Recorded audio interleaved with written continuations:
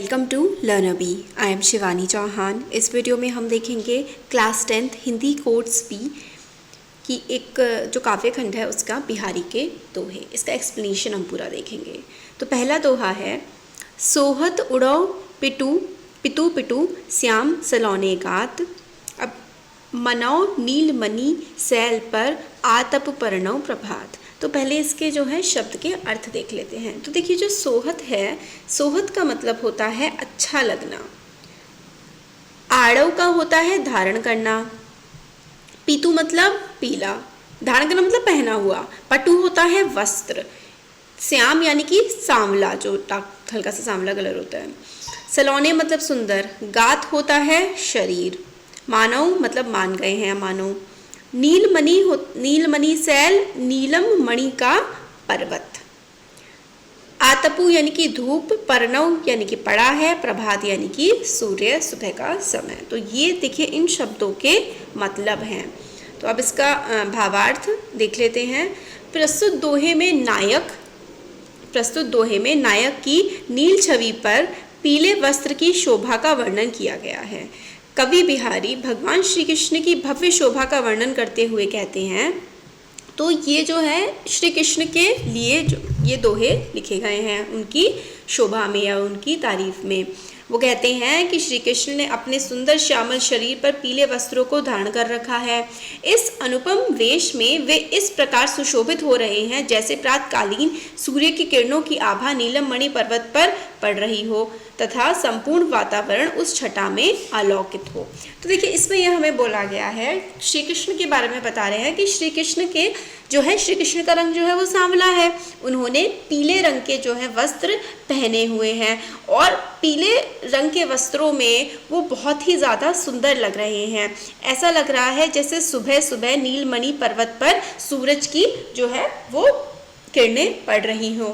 ये मतलब ऐसे वो लग रहे हैं जैसे कि नीले पहाड़ पर, नीले पर्वत पर सूरज की किरणें पड़ रही हो। इस तरीके के श्री कृष्ण दिखाई पड़ रहे हैं।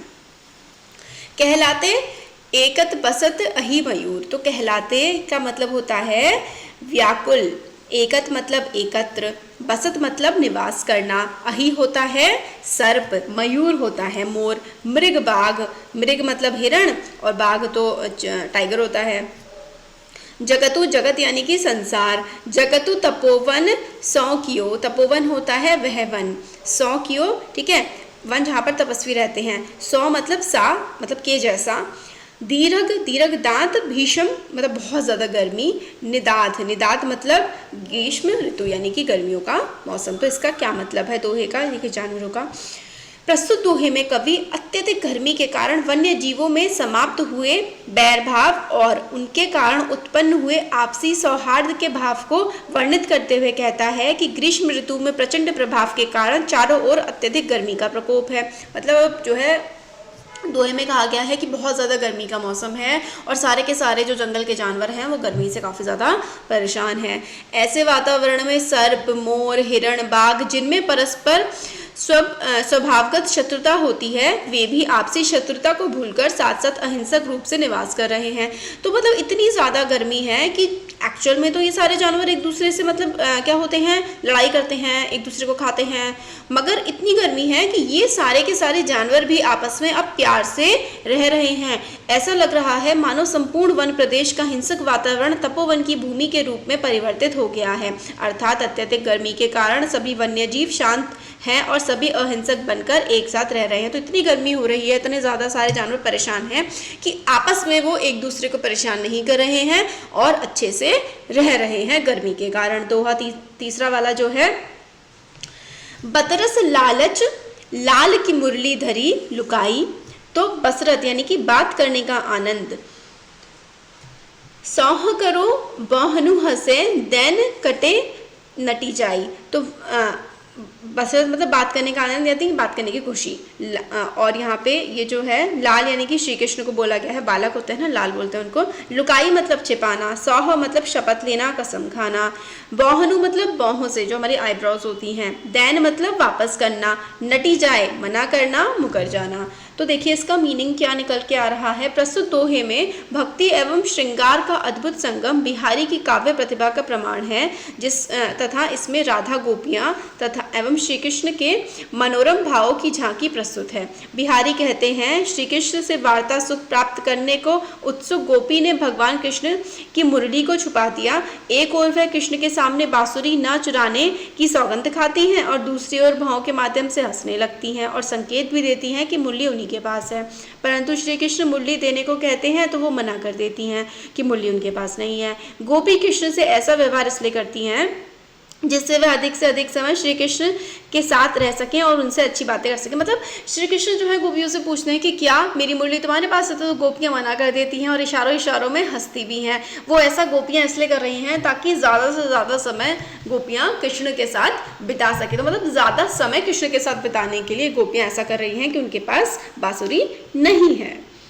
चौथा दोहा है कहट नटत रीझत। तो देखिए नटत होता है मना करना, रीझत होता है मोहित करना, झिझत होता है बनावटी गुस्सा दिखाना, खिलत प्रसन्न होना, लजियात मतलब शर्माना। तो मतलब ये सारे के सारे शब्द हैं। भनऊ भरे बौन, भरा हुआ भवन और नैनू आँखों से। तो देखिए प्रस्तुत दोहे में नायक और नायिका की चातुरी से आंखों की चेष्टा के द्वारा हृदय के सभी भावों को प्रकट कर देने का वर्णन किया गया है। मतलब आंखों से ही जो भी मन की सारी बातें हैं उनको बताने की कोशिश की जा रही है। लोक व्यवहार एवं नगरीय जीवन के अनुभवी बिहारी ने गुरुजनों से भरे हुए भवन में नायक एवं नायिका के प्रेम व्यवहार संबंधी भावों को अत्यंत सूक्ष्मता से प्रस्तुत किया है। मतलब आसपास के लोगों को इस तरीके से बताने की कोशिश की है क्योंकि उनके बड़े हैं, ये सब हैं। मतलब आंखों में बातें करने की कैसे की जाती है वो बताया गया है। नायक नायिका यानी कि जो मेन लीड है, नायक नायिका से संकेतों के माध्यम से मिलने का निवेदन करता है जिससे नायिका इनकार कर देती है। जब नायक के मना करने की गंभीरमा परिचता है तो वह बनावटी गुस्से का भाव दिखाती है। तब दोनों की आंखें मिलती हैं जिससे वे प्रफुल्लित होते हैं और अंत में नायिका अपनी प्रसन्नता को व्यक्त करने हुए लज्जित हो जाती है। इस प्रकार नायक और नायिका दोनों ही लोगों से भरे भवनों में आंखों में सारी बातें कर लेते हैं। तो मतलब देखिए इसमें क्या है कि पूरा का पूरा भवन यानी कि जो पूरा का पूरा एरिया है जहाँ पर लोग हैं वहाँ पर मतलब बहुत सारे लोग हैं, काफ़ी सारे लोग बैठे हुए हैं। तो जो नायक यानी कि एक लड़का है सपोज करिए और नायिका लड़की है, ये दोनों आपस में एक दूसरे से आंखों में बात कर लेते हैं। नायिका बनावटी गुस्सा दिखाती है और मगर जो नायक है वो उसको रिझा लेता है, मना लेता है। फिर नायिका शर्माती है। सारी की सारी बातें ये लोग आंखों में कर लेते हैं क्योंकि आसपास बहुत सारे लोग इनके बैठे हुए हैं। बैठी रही अति सघन बन पैठी सदन तनमाह, देखी दोपहरी जेठ की झों चाहती छाह। तो अति मतलब अत्यधिक, मतलब बहुत ज़्यादा होता है इसका।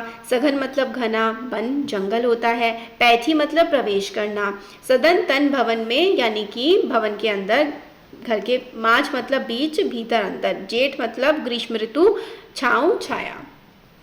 प्रस्तुत दोहे में देश माठ की प्रचंड गर्मी के प्रकोप का वर्णन करते हुए बिहारी कहते हैं कि भीषण गर्मी में जब पृथ्वी का संपूर्ण धरातल जल रहा होता है, ऐसे में हो सके तो बाहर जाने की अपेक्षा घर में ही निवास करना चाहिए।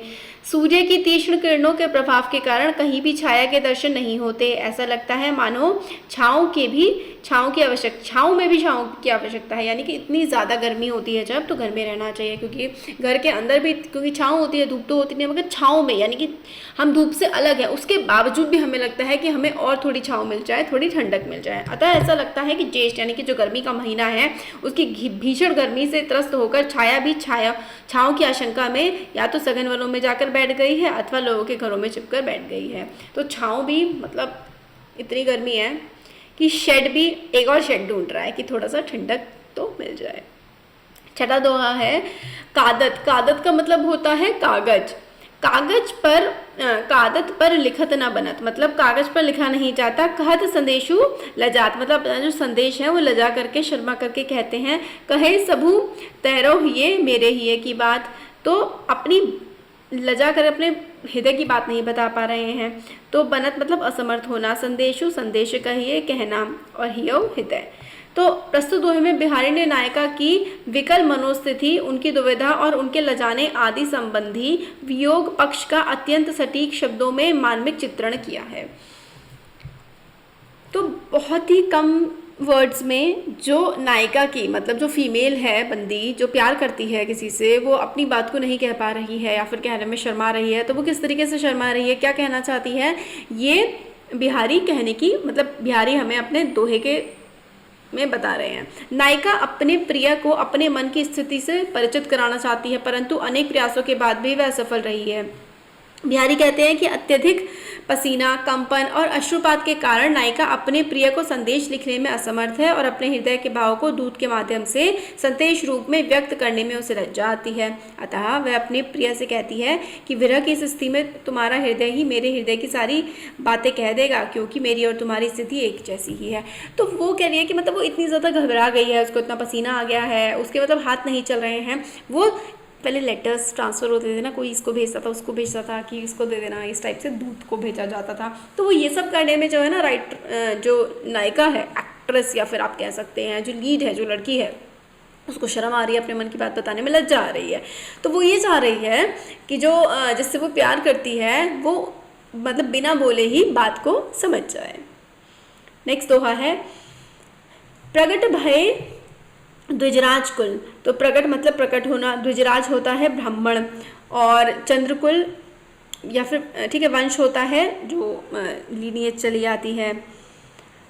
सुबस बसे ब्रिज आई, मेरे हरव कलेस सब, केशव केशवर आई।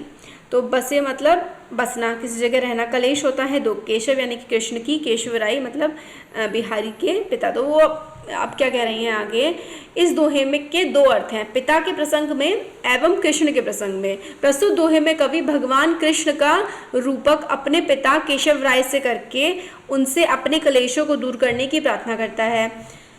पिता से रूपक इसलिए किया गया है क्योंकि पिता संतान का दुख स्वभाव से ही हरता है। बिहारी भक्ति के मर्म से के ज्ञाता हैं, अतः एक पिता की मनस्थिति के अनुसार अपने सांसारिक दुखों को हरने के लिए केशव राय भगवान कृष्ण से प्रार्थना कर रहे हैं। तो ये भगवान कृष्ण से जो है प्रार्थना कर रहे हैं कि मेरे दुखों को हरो, क्योंकि जिस तरीके से माँ बाप जो है, एक पिता है अपने बच्चों के दुखों को जानता है और उसको उस दुख को कम करने की, उस दुख को ख़त्म करने की पूरी तरीके से कोशिश करता है एक पिता। इसी तरीके से जो राइटर हैं वो कह रहे हैं श्री कृष्ण से कि आप मेरे भी दुखों को हर लो। बिहारी कहते हैं कि आप चंद्रकुल के यदुवंश में उत्पन्न हुए हैं और अपनी इच्छा से ब्रज में आकर रहने लगे, अतः हे कृष्ण आप मेरे सभी सांसारिक कष्टों को दूर करो। मतलब वो अपने कष्टों को दूर करने की जो है बात कह रहे हैं राइटर कि भगवान कृष्ण आप मेरे जो दुख हैं उनको दूर कर दो। जप माला छापे तिलक सरे ना एकौ कामू। तो जप माला यानी कि जपने की माला जो होती है, छापो यानी कि राम नामी छापे के वस्त्र, मतलब छपे हुए वस्त्र होते हैं ना वो। सरे मतलब पूरा होना, एकौ एक भी, कामू का होता है कार्य, मन मतलब मन काचो, मन काचो यानी कि कच्चा मन, तब एकदम से जो दुखी हो जाते हैं। वृथा यानी कि बेकार हो जाना, साचो सच्ची भक्ति वाला, राचो मतलब प्रसन्न, और रामो मतलब भगवान या ईश्वर। तो देखिए प्रस्तुत दोहे में कवि ने ईश्वर भक्ति में ढोंग, आडंबर और पाखंड की निंदा करते हुए सच्चे मन से ईश्वर की उपासना करने पर बल दिया है। माला का जाप, शरीर पर राम नामी वस्त्र धारण करना, माथे पर चंदन का तिलक लगाना आदि ये सब भ्रम आडंबर है। मतलब वो कहते हैं कि सच्चे मन से ईश्वर की भक्ति करो, आडंबर नहीं, दिखावे के लिए नहीं, ये दिखाने के लिए नहीं कि हम ईश्वर के कितने बड़े भक्त हैं, बल्कि सच्चे मन से ईश्वर की भक्ति करनी चाहिए। इन सब प्रयासों से प्रभु भक्ति नहीं की जा सकती। आडंबर करके, माथे पर तिलक लगा के या भगवान के नाम, राम नाम के वस्त्र पहन के, ये सब भक्ति नहीं होती है। भक्ति तो मन से होती है।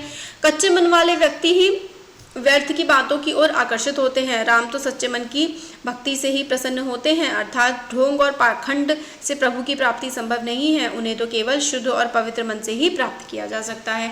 तो ढोंग करना, आडंबर करना, सिर्फ लोगों को दिखाने के लिए भक्ति करना, इससे ईश्वर की प्राप्ति नहीं होती है। ईश्वर की प्राप्ति तो सच्चे मन से, शुद्ध और पवित्र मन से उनकी ईश्वर की भक्ति करने से ही ईश्वर की प्राप्ति होती है।